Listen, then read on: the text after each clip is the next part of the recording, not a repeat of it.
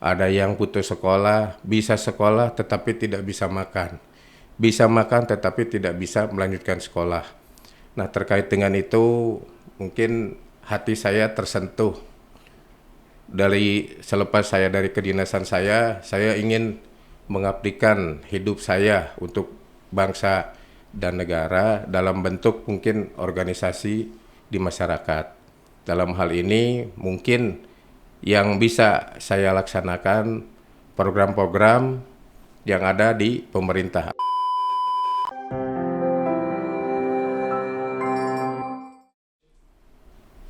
Selamat siang, selamat berjumpa kembali pemirsa di Rumah Bersama Pelayan Rakyat. Saya Yakim Ahmad. Hari ini kedatangan tamu kita, Bapak Hikmat Munazat ya. Siap. Selamat datang Pak Hikmat. Selamat datang, Pak. Oke. Terima kasih atas kesempatannya.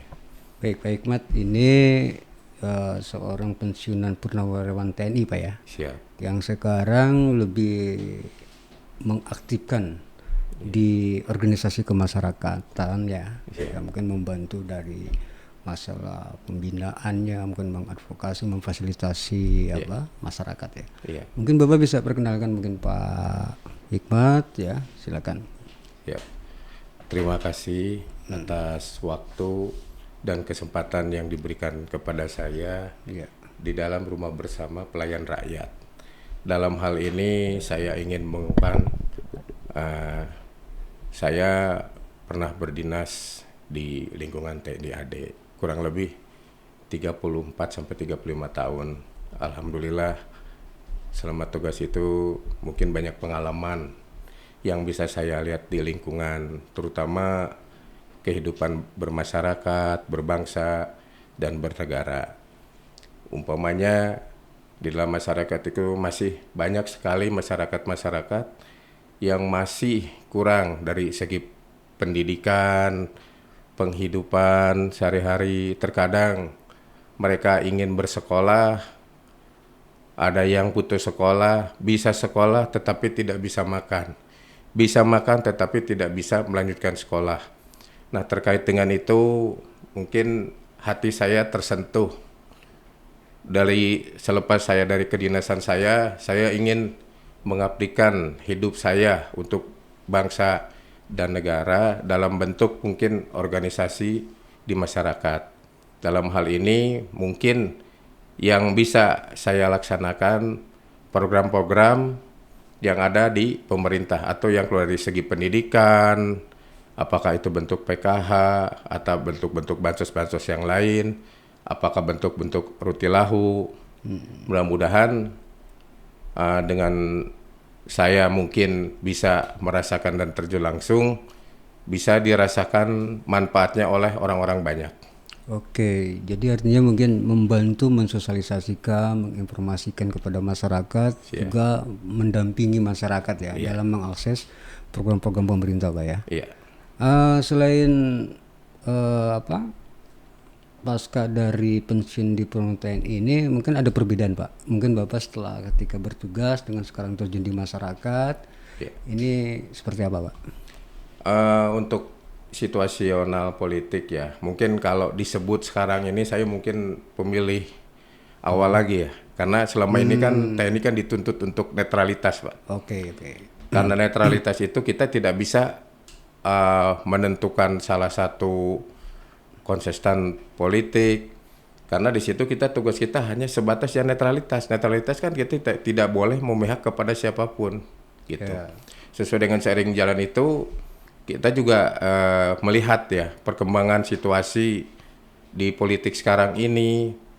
Mungkin ada kemunduran dari demokrasi yang kalau kita lihat sesuai dengan putusan MK nomor 90 tahun 2023. Itu kan kita kemunduran demokrasi kita dari pada saat Orde Baru digantikan dengan sekarang ini berjalan pemerintahan sekarang ini Orde Reformasi.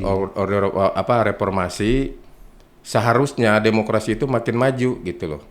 Tapi setelah berjalan dari kepemimpinan dua kepala negara, dari Bapak SBY kemudian Pak Jokowi, Nah, pada saat Pak Jokowi ini ada kemunduran, Pak. Ada kemunduran masalah kepemimpinan demokrasi. Kenapa ada kemunduran? Jadi sudah jelas banyak terjadi hal-hal yang mungkin penyimpangan-penyimpangan yang sifatnya tidak sesuai dengan konstitusi yang ada di negara kita ini. Oke, Pak. Mungkin Bapak tadi bergerak setelah purnawirawan ya. Ya. TNI, ya, artinya Bapak terjun di dunia sosial, Ya. tapi juga mengamati di dunia politik, Pak ya. Ya. Nah, kira-kira dengan pemilu ke depan, Pak, Ya. dari beberapa calon presiden ini, Ya. kira-kira arah orientasi Bapak politiknya kemana nih, Pak? Atau pilihan Bapak seperti apa?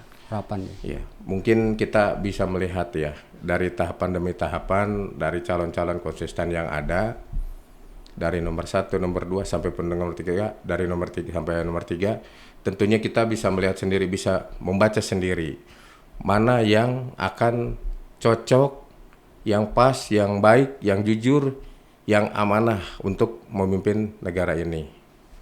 Oke, Pak Hikmat, kira-kira dari harapan Bapak setelah pensiun ini kan terjun ke masyarakat tadi ya, di organisasi kemasyarakatan, yang artinya dari beberapa program Bapak yang sudah lakukan ya dalam mengakses juga memberdayakan atau menghibahkan diri membantu masyarakat. Harapan masyarakat juga Bapak terhadap calon presiden ke depan ini seperti apa nih, Pak? Mudah-mudahan calon ke depan ini yang bisa membantu masyarakat ya. Jadi intinya masyarakat ini terayomi, terakomodir, jangan sampai dari segi pendidikan, penghidupan, sampai untuk petani itu kesulitan-kesulitan. Kemudian dari masalah harga, masalah program-program yang lain yang sudah berjalan, mudah-mudahan ini bisa ditambah, dan untuk bantuan-bantuan ini seyogianya harus jatuh kepada orang-orang yang benar-benar sekali membutuhkan, Pak. Karena kita jangan sampai ada tetangga kita yang hari ini bisa makan, besok tidak makan. Ya mudah-mudahan dengan program-program ini bisa dilaksanakan dengan sebaik-baiknya. Kira-kira Bapak melihat kondisi saat ini juga ke depan ini, harapan Bapak itu bisa dititipkan ke calon presiden mana nih, Pak? Untuk masalah calon presiden mungkin dari 3 konsisten itu saya lebih cenderung kepada nomor 3. Nomor 3. Bapak, ya. Nomor 3. Pak Ganjar Mahfud. Pak Ganjar Mahfud. Karena apa? 1, beliau orang yang pintar, cerdas, jujur, bersih daripada KKN dan nepotisme. Mudah-mudahan kedepannya Indonesia ini akan lebih maju lagi. Nah, terkait dengan itu kan mungkin ada beberapa program yang akan dimajukan oleh beliau seperti KTP Sakti ini. KTP Sakti ini sudah mencakup daripada keseluruhan program-program yang akan kelanjutannya akan dikembangkan oleh beliau dan akan lebih mengenai sasaran. Di antaranya kan program KTP Sakti itu program untuk nelayan, program untuk petani, pupuk murah, kemudian untuk pendidikan, kemudian untuk perumahan, bantuan tenaga kerja. Mudah-mudahan dari situ bisa direalisasikan ke depannya.